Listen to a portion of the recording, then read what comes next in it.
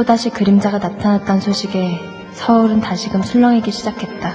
저는 지금 절도 사건이 일어난 정수미술관 전시실에 나와 있습니다. 경찰서에서는 이번 사건 역시 그림자의 소행으로 보고 있는데요. 그림자는 사건이 일어나기 사흘 전에 이미 우편을 통해 사건을 예고한 것으로 알려지고 있습니다. 경찰청 수사과장의 브리핑을 직접 들어보겠습니다. 범인은 10월 14일 자정, 범인이 미리 예고했던 대로 정수미술관에 침입, 고 오영수 화백의 풍수와 주점을 훔쳐 달아났습니다. 우리 경찰은 사건 당일 낮부터 현장에서 잠복 근무를 했으나 뚜렷한 증거는 아직 발견하지 못하였으며 도둑이 미리 예고까지 하고 왔는데 잡지 못했다는 게 말이 됩니까? 이번 수사 부재는 놓고 문책상 인사가 거론되고 있다는데 어떻게 생각하십니까? 질문은 받지 않겠습니다. 자세한 이야기는 수사 경과를 보고 말씀드리겠습니다. 이상입니다. 문책상 인사에 대해 한 말씀만 해주십시오. 한 말씀만 해주세요, 과장님.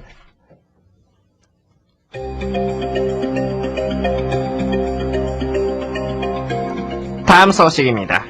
강세현 박사가 차세대 신무기로 알려진 살인광선의 발명에 성공한 것으로 알려져 전세계 언론에 비상한 관심이 모아지고 있습니다. 30여 면의 연구 끝에 이루어진 결과입니다. 그럼 강세현 박사 자택 앞에 나가 있는 기자 연결해 보겠습니다. 특석희 기자. 네, 특석희입니다. 오늘도 굳게 잠겨진 강세훈 박사의 자택 대문 앞에는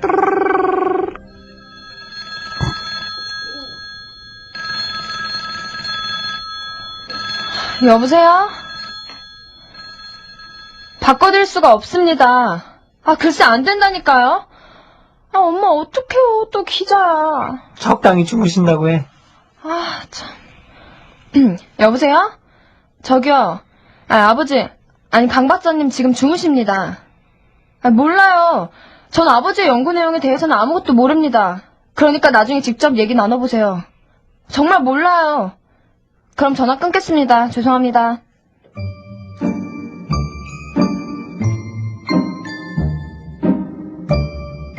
아버지, 차 드세요. 놓고 가거라. 저기 신문사랑 방송국에서 전화가 많이 왔어요. 아버지 인터뷰하고 싶다고요. 외신에서는 벌써 보도가 나간 모양이에요. 그림자 사건 때문에 가려져서 그런지 세계적인 발명이라고 윤 선생님도 그러시던데요? 윤군이 너한테 쓸데없는 소리를 했구나. 왜요? 아버지 일인데 저도 알아야죠. 기자들이 물어보는데 저는 통 아는 게 없어서. 왜? 너도 강 박사 딸이라고 매스컴 한번 다 보고 싶으냐? 예? 아버지 그게 아니라. 그 사람들이 물어보는 거에 네가 일일이 답할 필요 없다. 나가봐라. 네, 아버지.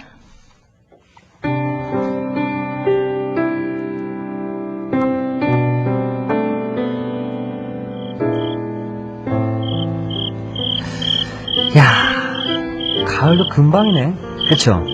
날도 쌀쌀한데 영채씨는 밖에 나와서 뭐해요? 감기 들어요. 그냥요. 윤 선생님은 웬일이세요? 나의 영채씨가 나와있길래 따라 나왔죠. 영채씨가 왜 이렇게 우울한 표정인지 맞춰볼까요? 박사님이 또 영채씨 속상하게 했죠? 아니에요. 속상하긴요. 늘 그랬는데요, 뭐. 우리 그 박사님이 두뇌는 천재급이신데 사람의 마음을 다루는 데는 소질이 없으시단 말이야. 이 좋은 밤에 따님이랑 나가서 산책도 하시고 하면 좀 좋아요? 답답한 연구실이 뭐가 그리 좋다고. 아버진 전쟁이 나도 연구실은 안 떠나실걸요? 아버지한텐 실험도구가 애인이고 친구고 자식이잖아요. 그러고 보면 그 영채씨나 사모님이 참 대단하세요. 사모님이나 영채씨가 묻어나니까 박사님이 연구만 하실 수 있던 거잖아요. 아니요. 전 나름대로 반항도 했는데 안 통하더라고요. 국민학교 때 아버지라는 제목으로 작문 숙제를 한 적이 있었어요. 나의 아버지는 세상이 모두 우러러보는 훌륭한 과학자라고 한다. 나도 물론 아버지를 존경한다. 하지만 나는 훌륭한 아버지를 갖고 싶지 않다. 나는 일요일이면 나와 동물원에 가주는 평범한 아버지를 갖고 싶다. 제 글을 보고 선생님이 아버지를 만나 제 얘기를 하셨나봐요. 그때 아버지가 뭐라고 답한지 아세요? 무슨 말씀이신지는 알겠습니다. 하지만 나는 동물원 구경으로 하루를 소비할 만큼 시간이 많은 사람이 아닙니다. 나는 할 일이 많은 사람입니다. 그래서 영채씨가 그 연구자나 과학하는 사람을 싫어하나 봐요. 예? 그게죠. 그 국내 많은 대학과 연구소에서 저를 불렀던 거 아실 겁니다. 하지만 저는 10년째 한결같이 강 박사님 곁을 지키고 있고요. 그 이유가 비단 강 박사님에 대한 존경심 때문만 아니라는 거 영채 씨도 아시죠? 저는요, 영채 씨 그 훌륭한 과학자 못지않게 훌륭한 남편, 훌륭한 가장이 될 자신 있어요, 영채 씨.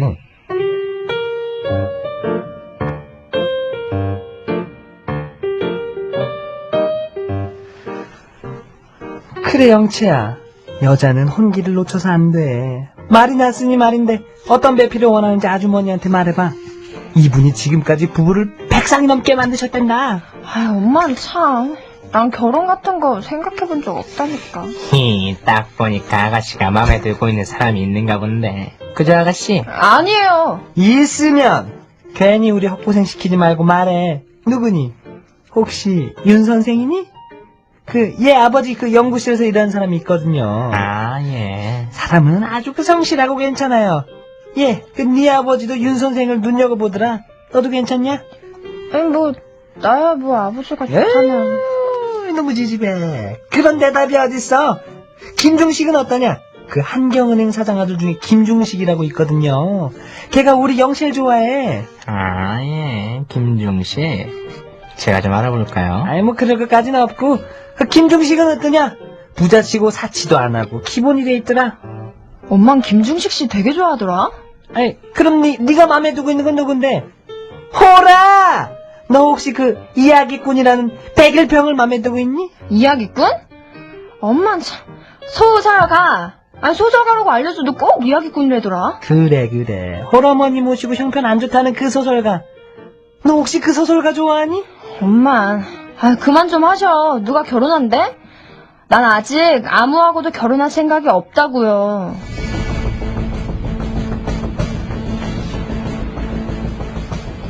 사건이 조짐을 보이기 시작한 건 영채의 생일을 4일 앞둔 밤부터였다. 엄마! 이재훈이야. 근데 왜 그래? 밖에서 이상한 사람 봤어. 이상한 사람? 저기 대문에서 들어오는데 글쎄 아버지 서재 창문 근처로 시커먼 그림자가 지나갔다고요. 시커먼 그림자? 여보, 그 살기도 살인광선 살기도야. 있어요? 엄마, 아버지, 가방 안에 보세요. 무슨 일입니까, 박사님? 있다. 살인광선 살기도는 그대로 있어. 아니 무슨 일이길? 얘가 집에 들어오다 보니까 창밖에 시커먼 그림자가 있었다네. 그림자가요? 영채야, 그림자를 본 게 확실히 맞으냐? 예, 분명히 봤어요. 제가 쳐다보니까 쑥 지나갔다고요. 아, 분명히 봤는데.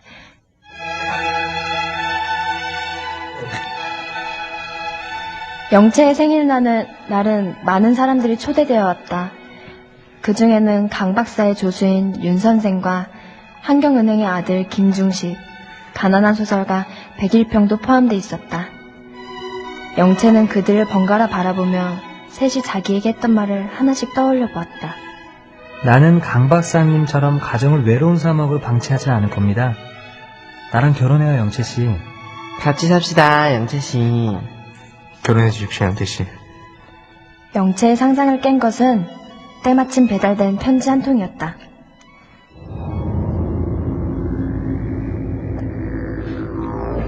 아버지, 무슨 편지인데 그러세요? 윤근이 한번 읽어보게. 예, 박사님. 강세훈 박사께 오늘 밤 12시 정각에 박사가 가장 귀중하게 여기는 물건을 가져가겠다. 뭐야? 진짜로?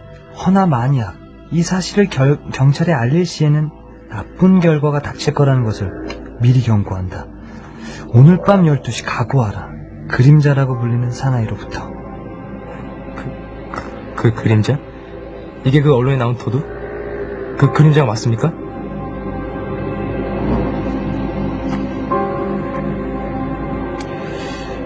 며칠 전에 영채가 봤다는 그림자 말이다.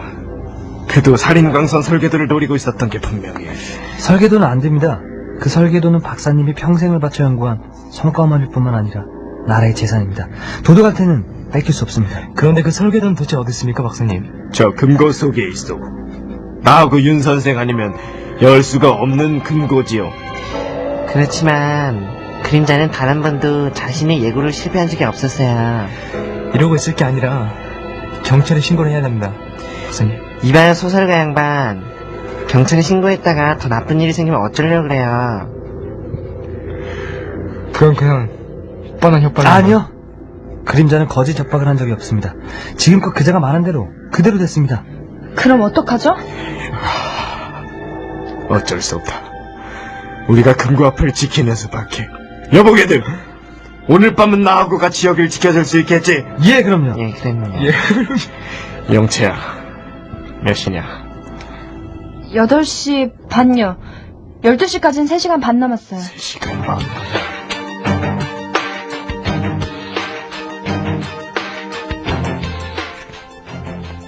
어느새 영채와 영채 엄마는 각자 방으로 돌아가고 서재에는 강 박사와 나머지 3사람만이 초조하게 자리를 지키고 있었다.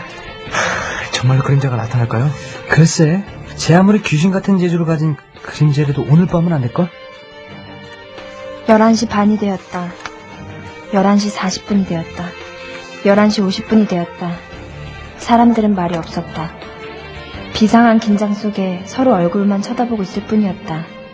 그리고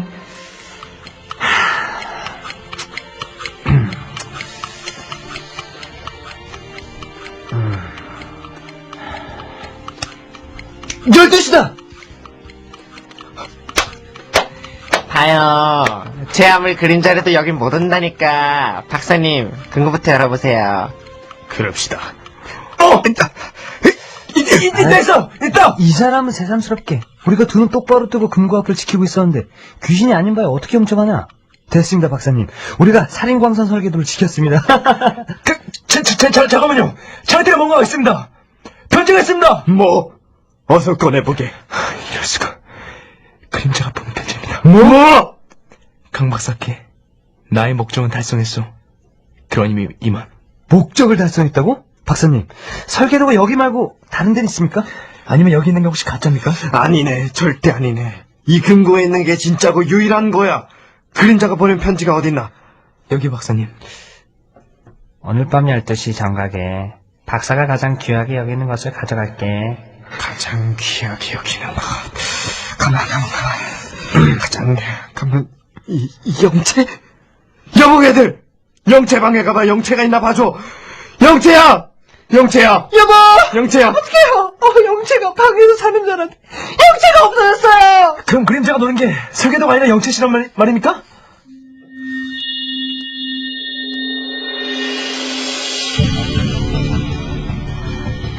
아이고 영채야.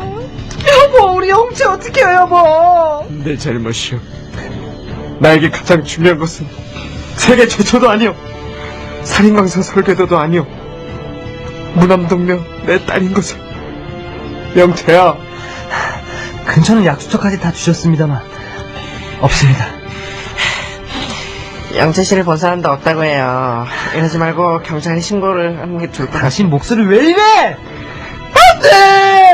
그랬다 우리 영채한테 무슨 일이라도 생기면 어쩌려고. 아이고 영채야. 그 사이에 그림자한테서 편지가 한 통 또 왔네. 예? 편지가요? 강 박사에게 딸 영채는 무사하다. 그러나 나의 요구를 무시하면 딸의 목숨은 보장할 수 없을 것이다. 오늘 밤 12시 정각에 살인광선 설계도를 갖고 한강 인도교 아래 나와라. 그럼 딸을 돌려주겠다. 단 가짜 설계도는 안 된다. 가짜 설계도를 가져오면 딸의 목숨도 가지고 온 자의 목숨도 없다. 이런 악랄한 놈. 됐다. 가짜 설계도를 갖고 내가 간다. 안 됩니다. 가짜를 갖고 영채 씨나 박사님 둘 다 위험합니다. 설계도는 다시 만들 수 있지 않습니까, 박사님? 진짜를 가져가야 합니다. 이건 세계가 노리는 고급 기술이야. 나중에 다시 만들면 그땐 이미 늦어. 압니다, 박사님. 하지만 영채 씨의 목숨을 한 번 잃으면 다시 찾을 수 없습니다, 박사님. 설계도를 주십시오. 제가 가겠습니다. 아닙니다. 저 김중식이 가겠습니다, 박사님. 자네 목소리 자꾸 왜 이래? 전 생각이 다릅니다. 진짜 설계도는 어떤 일이 있어도 남의 손에 넘길 수 없습니다. 박사님, 가짜 설계도를 만들어 주십시오. 제가 하겠습니다. 자네가 자네가 하겠단 말이가? 예. 그럼 진짜 설계도를 가지고 가게. 애비로서 딸 하나 있는 거 그것도 제대로 지키지 못한 마당에 신기술이며 신무기가 무슨 의미가 있겠나. 진짜 설계도를 가져가게. 아닙니다. 설계도는 지켜야 합니다. 제가 비록 몸은 허수아비처럼 약하지만 사랑하는 사람을 지킬 힘은 있습니다. 그림자의 손에 죽는 한이 있더라도 설계도를 지키고 영채씨도 구하겠습니다. 저를 믿어주십시오. 트러스미. 멋지겠어요. 자신 없습니다.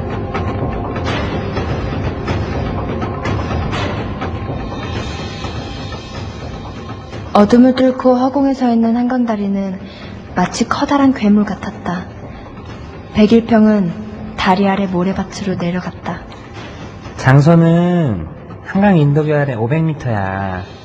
거기에 해중전등을 든 사람이 있을 터이니 그 애는 천재야. 그에게 설계도를 줘.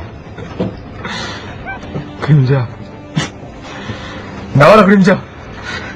가짜 설계도를 가져와도 안 되고 목이 안 돼. 혼나. 그럼 안 된다. 이를 어기면 영채는 물론 가져온 자의 목숨 없어. 영채씨.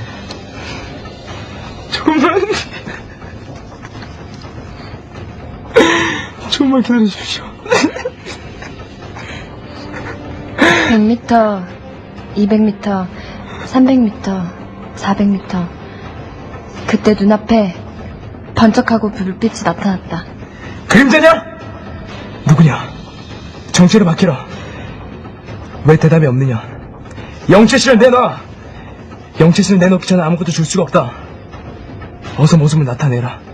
어서 나와!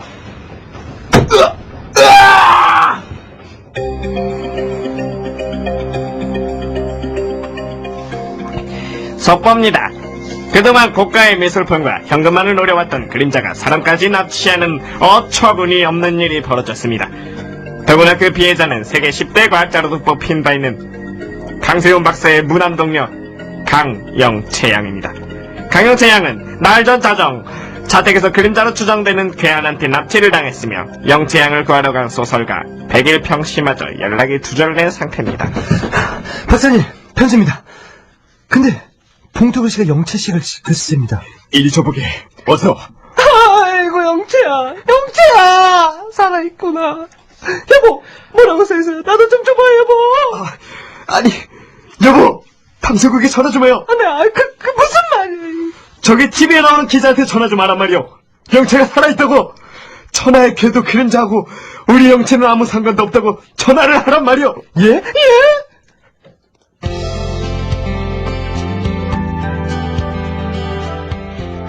아버지, 엄마, 이 모든 소동을 일으킨 저를 부디 용서하세요. 전 어릴 때부터 남부럽지 않게 자랐습니다. 하지만 이상하게도 가슴이 뻥 뚫린 것처럼 허전했습니다. 제가 소양이 부족해서 그랬던 것일까요? 아버지는 훌륭한 과학자십니다.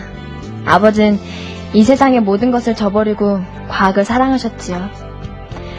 그러나 아버지가 그처럼 사랑하는 과학에 전 이해할 수 없는 질투를 느끼기 시작했습니다. 저로부터 아버지를 빼앗아간 그 차디찬 과학이 싫었고요. 아버지의 연구를 저주했습니다. 아버지의 그 차가운 가슴에는 따뜻한 가정도 없고 사랑하는 아내도 귀한 딸도 없어 보였거든요. 아버지, 마침내 저는 저에게서 아버지를 빼앗아간 원수 살인 강선에게 선전포고를 했습니다. 강세현 박사께 오늘 밤 12시 정각에 박사가 가장 귀중하게 여기는 물건 가져갈게. 아버지, 전 아버지한테 가장 귀중한 건 연구나 신무기가 아니라는 걸 알려드리고 싶었을 뿐이었습니다. 그리고 저의 계획은 훌륭하게 이루어졌지요. 아버지는 저를 위해서 평생 연구의 결과물인 진짜 설계도까지 내놓으셨으니까요. 진짜 설계도를 가지고 가라고 했다는 말을 백일평 씨로부터 들었거든요. 아버지는 역시 저를 가장 귀하게 여기셨습니다. 그 말을 듣고 얼마나 눈물을 흘렸나 몰라요. 그리고 이번에 제가 이런 일을 벌인 데는 이유가 또 있었습니다. 아버지도 아시겠지만 저에겐 자신의 목숨보다 더 저를 아낀다는 세 분의 남자가 있었어요. 나랑 결혼해요, 영채씨. 결혼해주세요, 영채씨. 같이 삽시다, 영채씨. 달콤한 말을 속삭일 때 그분들의 눈동자는 타올랐고 온몸은 정열의 덩어리와 같았습니다. 하지만 말은 행동으로 증명될 때 의미가 있는 거겠죠. 엄마가 가난한 공이야기꾼이라고 한 그분은 셋 중에 가장 왜소한 분입니다만 모든 위험을 무릅쓰고 저를 구하러 오셨습니다. 나와라! 그림자의 정체를 밝혀라. 영채 씨를 돌려주기 전에는 아무것도 줄 수가 없다. 어서 모습을 나타내라. 어서 나와! 잠깐만요! 예. 영채 씨, 일평씨, 여기가 어디라고 와요? 영채 씨 구할 수만 있다면 난 죽어도 상관없어요. 어떻게 된 겁니까? 괜찮아요? 다친 데는 없고요? 네, 괜찮아요. 그럼 그림자는요? 그림자는 어디 있어요? 일평씨, 괜찮아요. 말해봐요. 내가 싸울게요. 일평씨, 그림자는 없어요. 예? 아버지, 그동안 걱정을 시켜드린 몹쓸 이 딸을 너그러이 용서해주세요. 아버지가 이 편지를 읽을 즈음 전 가난뱅이 이야기꾼과 인천에 있을 겁니다. 건강한 모습으로 돌아갈 테니 걱정 마세요. 아참 엄마, 제 옆에 있는 가난뱅이 이야기꾼이 이번 사건을 소설로 써서 제게 아픈 반지를 사주겠대요. 엄만 소설을 보는 눈이 있으시죠? 과연 이 이야기가 약품 반지감이 될지 엄마가 판단해주지 않으시려니까? 아, 소설 제목은 궤도 그림자 이야기래요.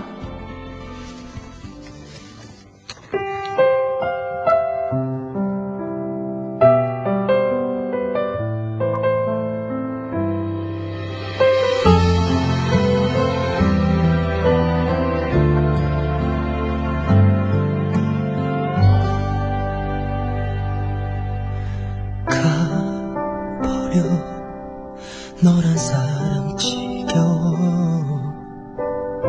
제발 울지 말고 그냥 떠나가 너를 사랑했단 말 모두 거짓말이야 지금 가랄 때 그냥 가 난 네가 알던 좋은 사람이 아니야 보잘것없는 한심한 그런 사람이야 이제 너를 또 다시 울릴 수는 없잖아 나 때문에 제발 울지 좀 마 정말 미안해요 나 같은 사람 사랑해서 많이 힘들었잖아 뭐 하나 잘 해준 거 없잖아 이게 나예요 사랑 하나 지키지도 못하고 그댈 떠나보네요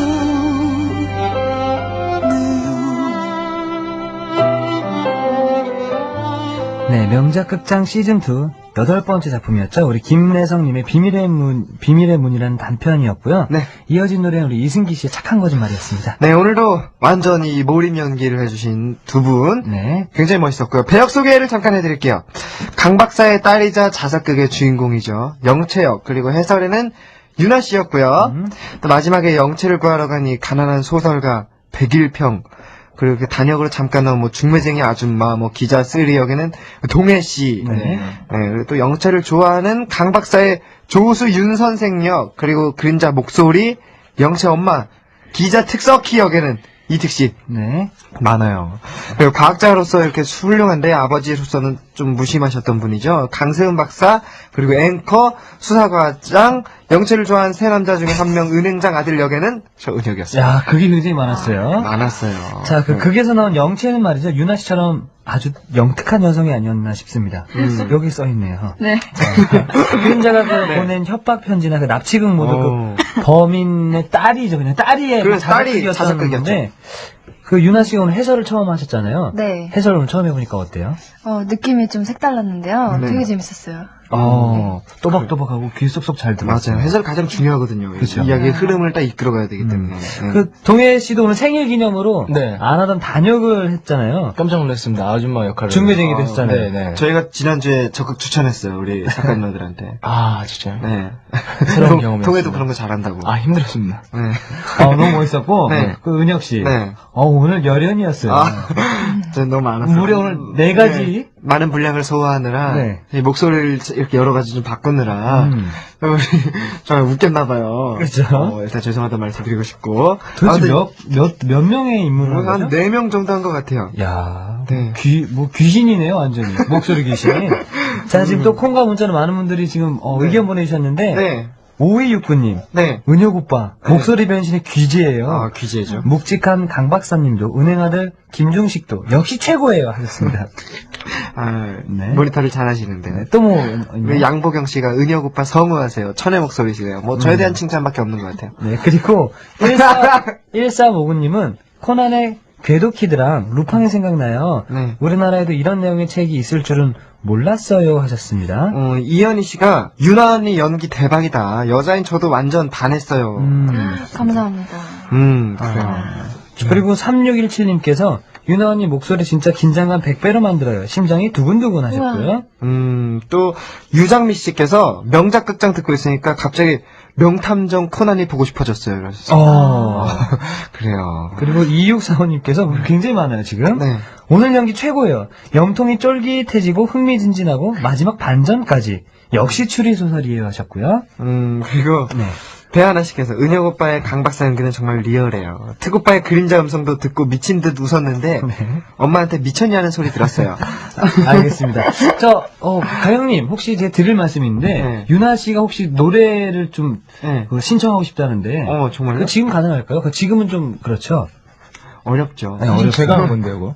그래요? 도시죠. 넘겨드린 거예요. 넘겨온 거군요. 알겠습니다. 전달돼서 이렇게 오군요. 네. 알겠습니다. 네. 명작극장 시즌2 오늘은 이렇게 김내성 님이 쓰신 약간 추리 형식이 가미된 비밀의 문이라는 작품을 소개해드렸는데요. 네. 이 소설이 1949년도에 쓰여진 그 소설이라는 게 놀라워요. 그쵸. 그 당시에도 이렇게 추리 소설이 있었다는 게 진짜 놀랍네요. 네. 네. 네, 우리나라에서 추리소설 형식의 작품이 처음 나온 건 1930년대라고 하고요. 본격적으로 추리소설이라는 장르를 내세우면서 작품을 쓴 작가는 김래성 님이 처음이라고 합니다. 오늘 들린 비밀의 문은 그 중에서도 초기작에 속하고요. 나중에 쓴 작품 중에 인생화보, 청춘극장, 애인 같은 작품은 영화로도 만들어졌다고 합니다. 야. 네, 오늘 작품은 여러분들 책을 사서 꼭 다시 한번 보시면, 네. 정말 도움이 많이 되겠습니다. 네. 제가 추리 소설 진짜 좋아하거든요. 맞아요. 너무 재밌는 시간이었어요. 네. 오늘도 이렇게 즐거운 시간 우리 동해 씨, 유나 씨와 함께 했고요. 다음 주에도 우리 동해 씨, 유나 씨 모시고 명작극장 함께 하도록 그 하겠습니다. 동해 씨의 추천곡은 저희가 2부에 틀어드리도록 하겠습니다. 알겠습니다. 저희는 그럼 제이민의 손뼉을 쳐 들으면서 2부에서 다시 올게요. 두 분 안녕히 가세요. 안녕히 계세요. 안녕히 계세요. 2007